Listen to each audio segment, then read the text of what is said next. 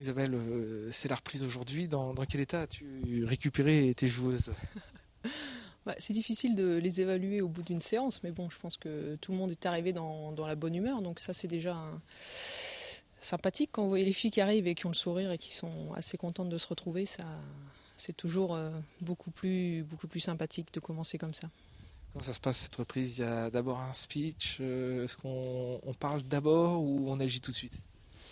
Non, la discussion aura lieu certainement demain ou après-demain, où on prendra le temps vraiment de poser le cadre de la saison. Là, effectivement, il y a juste 2-3 petits mots de retrouvailles et puis on est parti pour une première séance relativement tranquille, avec un petit footing, un peu de travail de locomotion et de coordination et puis du travail de gainage.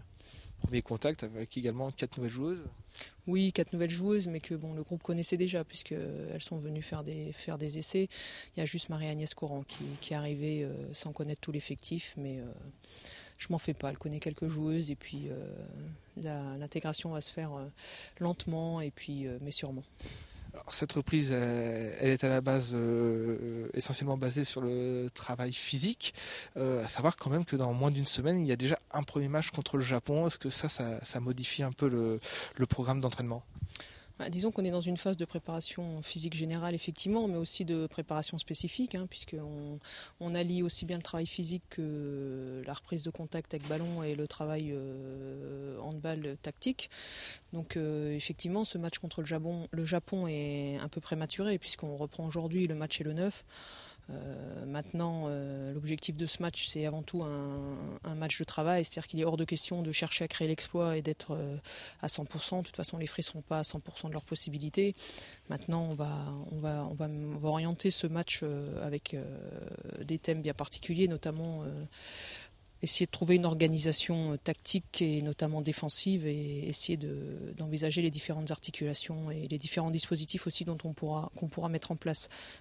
Ça va nous permettre quand même de voir un collectif de 7 joueuses sur le terrain, puisque là actuellement on repart à 10 avec 2 joueuses qui sont en convalescence, donc 12 moins 2, 10. Ce match-là, même s'il est prématuré, va nous permettre quand même de mettre en place déjà des premières organisations tactiques, notamment défensives. Alors dans 15 jours, il y a un petit stage à Bourg-de-Péage. Il y aura également un tournoi face à notamment 3 écuries de D1. C'est un petit peu le programme de ce tournoi à Bourg-de-Péage.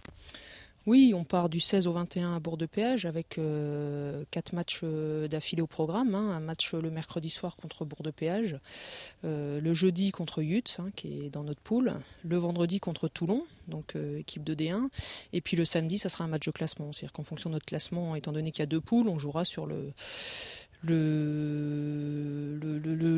de l'autre poule qui est classée au même niveau que nous pour un match de classement. Voilà, donc 4 matchs d'affilée qu'il va falloir gérer aussi au niveau des organismes, parce que ça va être un peu compliqué.